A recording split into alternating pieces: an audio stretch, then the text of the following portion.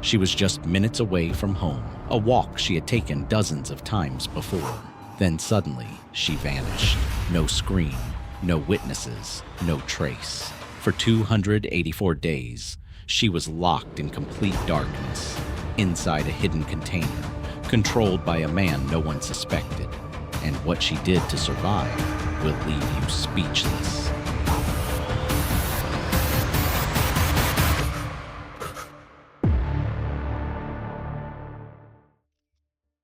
The afternoon of October 9th, 2013, felt like any other day in North Conway, New Hampshire. A quiet town surrounded by mountains, where people left their doors unlocked and kids walked home from school without fear. That day, a 14-year-old girl named Abby Hernandez left school just after 2:30 p.m.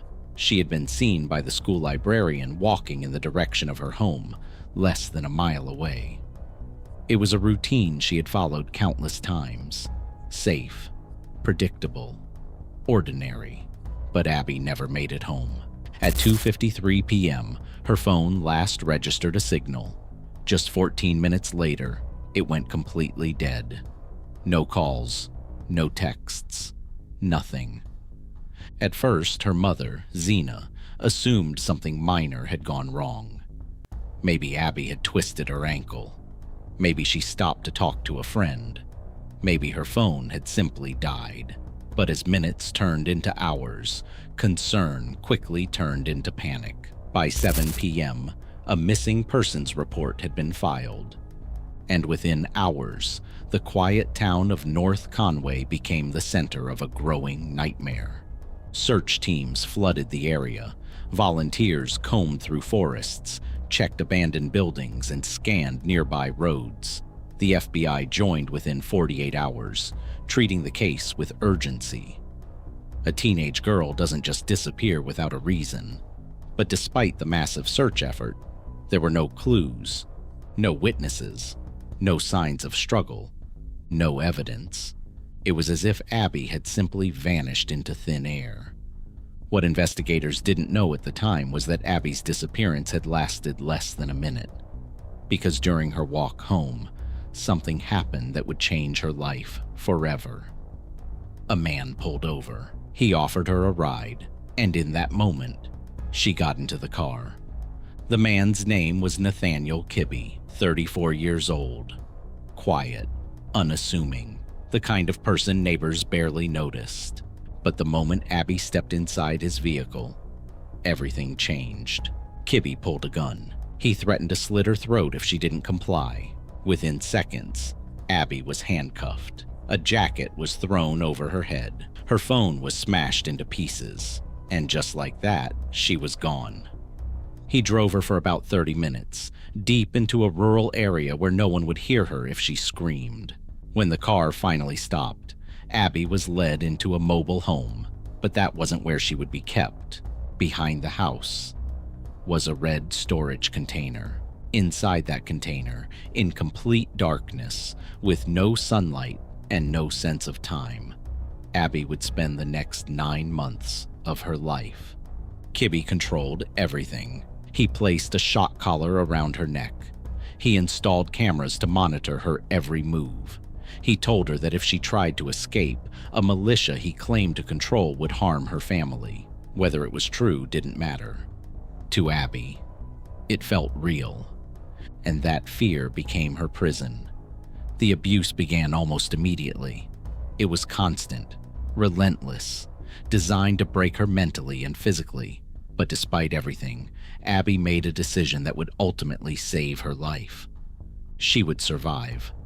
Not by resisting, not by fighting, but by thinking. She realized very quickly that her survival depended on one thing: Kibbe's perception of her. So she adapted. She spoke to him calmly. She tried to appear cooperative. She told him he wasn't a bad person, that people make mistakes, that she wouldn't tell anyone if he let her go. It wasn't submission. It was strategy.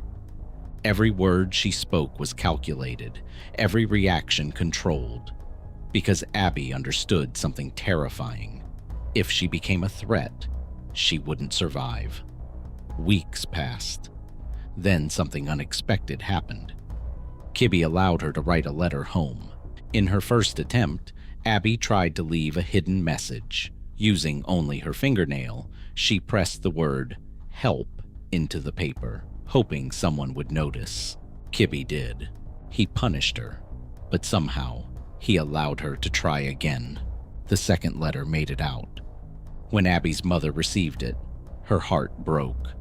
The handwriting was unmistakably her daughter's.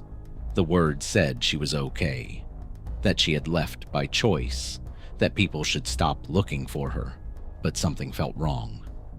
Xena didn't believe it, and neither did investigators. But when the letter was eventually made public, it had a devastating effect. The community began to turn. People assumed Abby had run away, that the search had been a waste of time. Some even demanded the family repay the cost of the investigation. The cruelty spread quickly. But behind all of it, the truth remained hidden inside that container. As the months passed, Abby continued to endure unimaginable conditions. No sunlight, limited food, constant fear. But slowly, something began to change. Kibby started to trust her.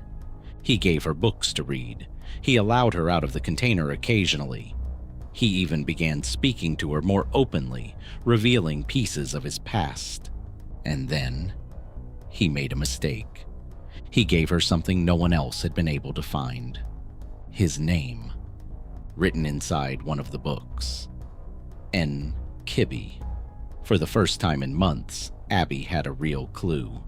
A piece of information that could one day lead to her rescue. But she still had to survive long enough to use it. Winter turned into spring. Spring turned into summer. The investigation outside had slowed. Leads had dried up. And hope, for many, was fading. But Abby never let go of it.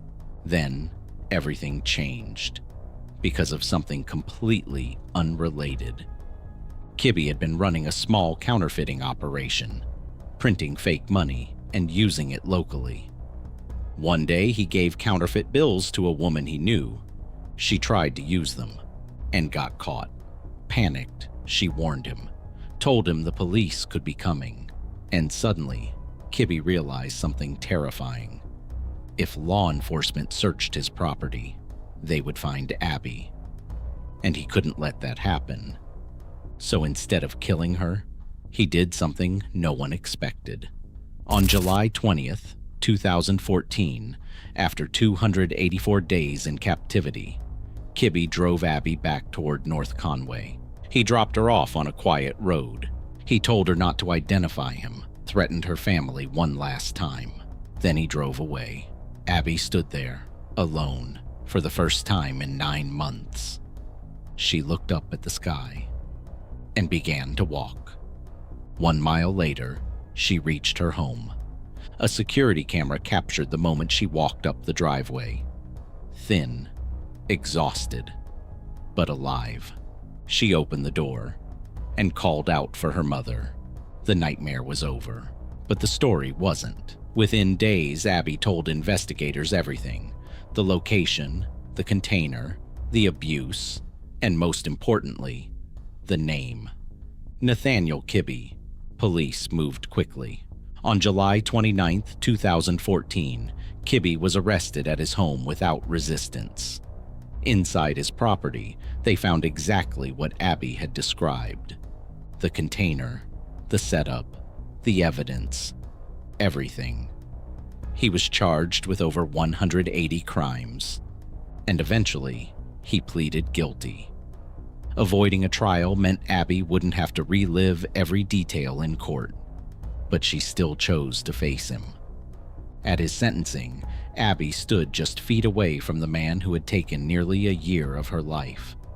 And she spoke, not with fear, not with anger, but with clarity. She told him that what happened was not her fault, that every choice he made was his own, that she would not carry the burden of his actions. It was a moment of power, of reclaiming everything he had tried to take from her. Kibbe was sentenced to 45 to 90 years in prison. He will likely never be free again. But Abby is. Today, she has rebuilt her life, on her own terms, at her own pace. She has spoken about her experience, not as a victim, but as a survivor. And what she endured inside that container has left her with something most people never truly understand. An appreciation for the simplest things. Sunlight, fresh air, freedom. Things we often take for granted. Her story is not just about what happened to her, it's about how she survived it. Because in the darkest place imaginable, with no certainty of rescue, Abby made a choice.